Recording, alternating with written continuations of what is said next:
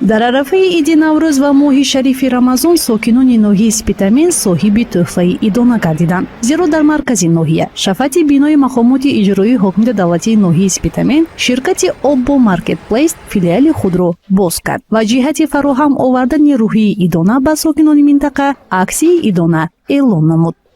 ин тахфиф ба бархи маҳсулотҳо мебошад. шумо метавонед тариқи офлайн ва ҳам онлайн харидорӣ намоед. албатта ин тахфиф бо дастгирии ҳамкорони мо ва иқдоми худи мо барпо шуда истодааст.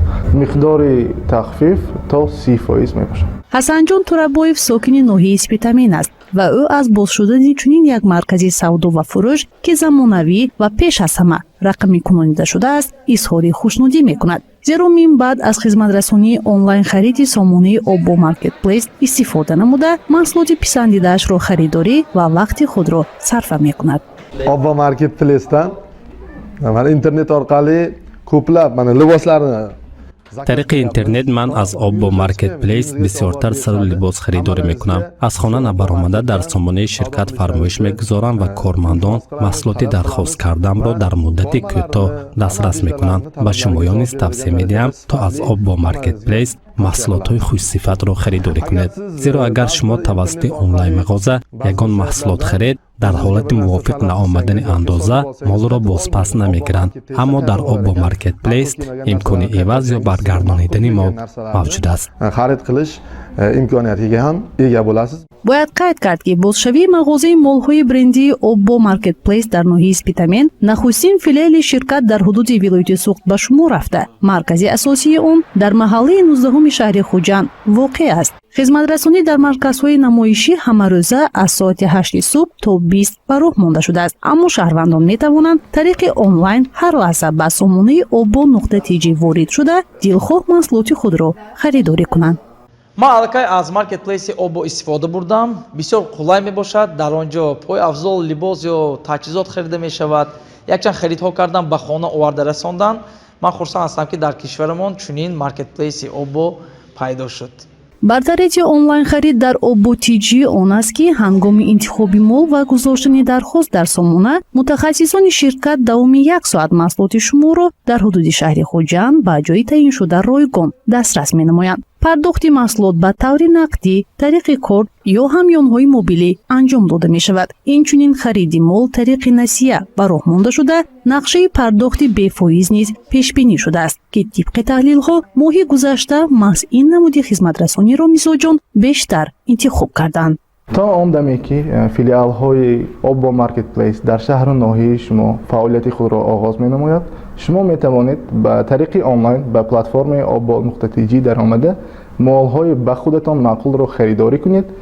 аз мо бошад дастраскунӣ то дарҳои шумо. дастраскунии молҳо дар ҳудуди шаҳри Хуҷанд айни ҳол ройгон мебошад. ин тахфиф чихеле ки гуфтам бахшида ба наврӯзи оламафрӯз ва ба моҳи шарифи рамазон бахшида шудааст. тӯли 1 моҳ ба мо дар шаҳри Хуҷанд дастраскунии ройгонро ба роҳ мондаем. нархи ниҳоии дастраскунӣ ба шаҳри Душанбе 20 сомониро ташкил медиҳад. ба гуфти директори генералии ширкат Камолиддин Улмасов, Obbo Marketplace дар Тоҷикистон нахустин платформаи замонавие мебошад ки дар он хариди молу маҳсулот ба таври онлайн ва офлайн ҷараён мегирад. дар ин бозори рақамӣ 30 номгоҳи маҳсулотҳо муайян карда шуда беш аз 20 000 маҳсулот дар фурӯш аст ва ҳамарӯза зиёда аз 60 шарикони ширкат маҳсулотҳои худро дар платформаи Marketplace Obbo ҷой медиҳанд. хариди мол дар Obbo Marketplace арзон, дастрас ва қулай буда, аз ҳама муҳим бозпас гирифтани мол аз ҷониби ширкат кафолат дода мешавад. яке аз муаммоҳое ки мизоҷон барои тариқи харидани онлайн метарсанд ё тарс доранд, ин қабул накардани молҳо аз тарафи онлайн фурӯшандаҳо мебошад. аммо ин муаммо дар Obbo Marketplace вуҷуд надорад. мо кафолат медиҳем ки тибқи қонунгузории ҷумҳурии Тоҷикистон мизоҷон метавонанд дар давоми 14 рӯз молҳои худро иваз намоянд ё ин ки бозгардонанд.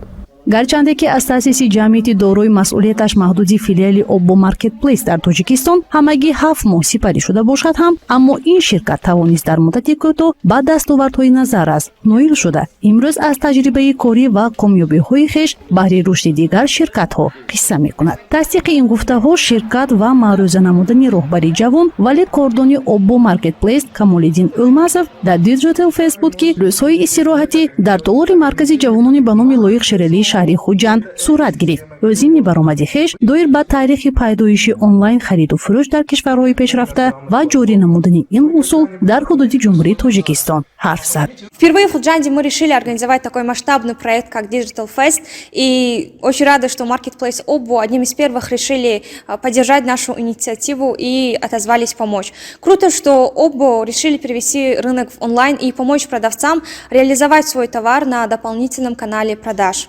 И можно совершать покупку доставкой на дом. Сама несколько раз заказывала через сайт obbo.tg, это очень удобно, и они меня ни разу не подвели.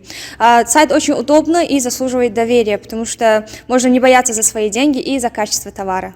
ҳадаф ё худ миссияи роҳбарияти ширкати Obbo Marketplace ин пеш аз ҳама рақамикунонии хариду фурӯш, кӯмак намудан ба соҳибкорон дар роҳи фурӯши мустақими маҳсулот ба худи харидорон ва баландбардоштани фарҳанги тиҷорати мол дар Тоҷикистон мебошад ва барои ноил шудан ба ҳадафи дили хеш пайваста талош хоҳанд кард. гузориши Фарзона Ҳодибоева, Валиҷон Дӯстматов, Азия.